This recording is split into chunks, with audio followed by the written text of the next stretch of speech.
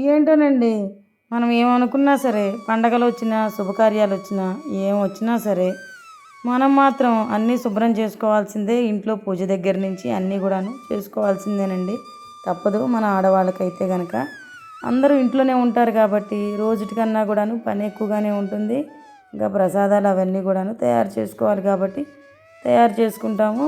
ఇదైతే ఉగాది పండగ అప్పుడుదండి. ఇదైతే ఈ వ్లాగ్ అయితే కనుక నేనైతే ఇంట్లో పనులన్నీ కూడాను చేసేసుకొని ఇంకా దేవుడి పూజ అవన్నీ కూడాను కంప్లీట్ చేసేసుకున్నానండి. ఆ తర్వాత అయితే ఉగాది రోజు ఉగాది పచ్చడి అయితే ఎలాగో చేసుకుంటాం కాబట్టి మనం ఉగాది పచ్చడి కోసం అయితే కావాల్సిన సరంజామా అంతా కూడాను తీసేసుకొని ఉగాది పచ్చడి కూడా కలిపేసి దేవుడి దగ్గర అయితే పెట్టేసుకొని దండం అయితే పెట్టేసుకున్నానండి. ఆ తర్వాత ఎలాగా మన తెలుగు నూతన సంవత్సరమే కాబట్టి కొంచెం రెడీ అయ్యి నేనైతే వీడియో అయితే షూట్ చేస్తూ ఉన్నానండి. ఇంకా ఇది అయిపోయిన తర్వాత నేనైతే ఇక స్వామివారి దగ్గర పెట్టిన ప్రసాదాలు అవన్నీ కూడా తినాలండి. ఎందుకంటే బాగా ఆకలేస్తుందండి. చాలా లేట్ అయిపోయింది అప్పటికేను. పొద్దున్నే పూజ అవన్నీ ఫినిష్ చేసుకునేటప్పటికి పొద్దున్న నుంచి ఏమీ తినలేదు కాబట్టి బాగా ఆకలిగా ఉంది. అవన్నీ అయిపోయిన తర్వాత ఇంకా నేనైతే చక్కగా పులిహోర, పొంగలి, పప్పు అవైతే చేశానండి. ఇంకా కూరలు, అన్నం అవైతే కనుక వండలేదు. తర్వాత అయితే వండుదామని చెప్పేసి అని అనుకున్నాను. ఇంకా ముందు అవైతే ప్రసాదాలు అయితే రెడీ చేసేసుకొని స్వామివారి దగ్గర అయితే పెట్టేసుకున్నాను. చూశారు కదా, ఇక అంతేనండి. ఇదైతే ఇక్కడికి ఫినిష్ అయిపోయిందండి. రండి మా ఇల్లు కూడా కొంచెం చూపిస్తాను మీకైతే ఉగాది రోజు. చూశారు కదా, బయట నెట్ డోర్ ఉండటం వల్ల ఎక్కువ పూలైతే కట్టలేదండి. కొంచెం పూలైతే కట్టాను అలాగా. తర్వాత తమలపాకుల చెట్టు అయితే అల్లిచ్చానండి చుట్టూను. ఇంకా అందుకని సపరేట్గా ఏమి ఆకులైతే కట్టక్కర్లేదండి. ఊరంతా కూడాను అవే సరిపోద్ది. చూశారు కదా ఎంత పెద్ద తీగ అయితే అల్లేసిందో. 2 కుండీలు అయితే నాటానండి. అదిగోండి చూస్తున్నారు కదా, ఇదైతే ఆలుగల చెట్టు అండి. నేనైతే చిన్నది పెట్టాను, కొంచెం పెద్దది అయిపోయిందండి. పూలు ఎప్పుడు వస్తాయి నాకైతే తెలియదు.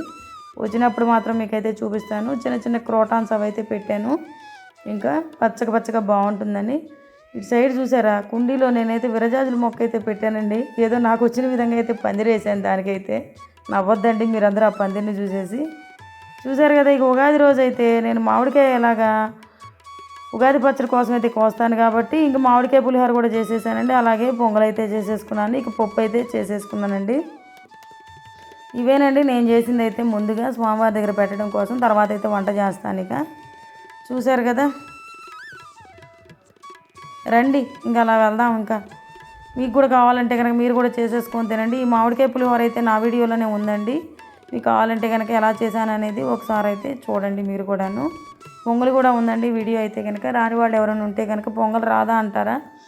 కొంతమందికి వచ్చండి, కొంతమందికి రాదండి. అందరికీ అన్నీ వచ్చు అనుకోలేం కదా, అందుకని చెప్పని చెబుతున్నాను. ఇక బయట మొక్కలే కాదండి, నేనైతే ఇంట్లో కూడా చిన్న చిన్నవి అయితే పెంచుతూ ఉంటాను. అవిగోండి డైనింగ్ టేబుల్ మీద అయితే నాకు తోచిన విధంగా నేనైతే చిన్న మొక్కల్ని కూడా పెంచేసుకున్నానండి. ఇంక ఇంతేనండి ఈ వ్లాగ్ అయితే. నా వీడియో కనుక మీకు నచ్చిందని చెప్పని అనుకుంటున్నానండి. ఉగాది రోజు వీడియో అయితే కనుక మీకు నచ్చినట్లయితే ప్లీజ్ లైక్ చేసి షేర్ చేసి సబ్స్క్రైబ్ చేసుకోండి.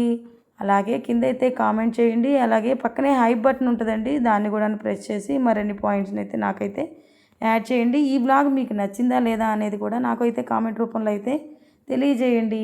మంచి మంచి వీడియోస్ కోసం అయితే చూస్తూ ఉండండి. మేమైతే మాకు వచ్చినట్టుగా మాకు తోచిన విధంగా అయితే మేము ఫెస్టివల్ని అయితే సెలబ్రేట్ చేసుకున్నామండి.